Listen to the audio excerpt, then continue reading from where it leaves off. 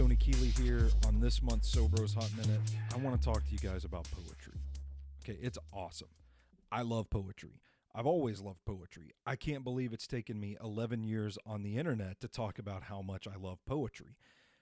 I've even written a book of poetry that you can buy on Patreon. So I'm in it. You know, I have several books of anthologies of poetry on my bookshelf over there. I love it. I try to read a poem a day.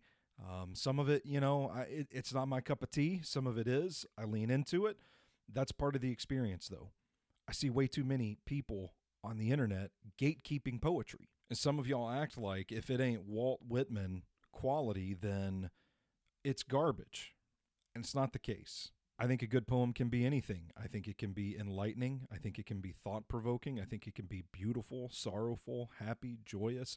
I think it can be funny. I think it can be absurd. I think it can be whatever the author wants it to be, because it is ultimately an extension, a physical extension of the author's brain. And it's like everything on the internet these days. Just because you don't like it doesn't mean someone else won't. So I come back sometimes to let people live. So I think we should be a little more open. And it's why I encourage everybody to write some poetry. And just sit down and write your feelings, put them on a piece of paper, put them on a notepad, whatever you got going on, type it up in a Word doc, and just express yourself and explore that creativity and see where it goes. Because for me personally, I've written some stuff that has been a bit of a therapeutic release.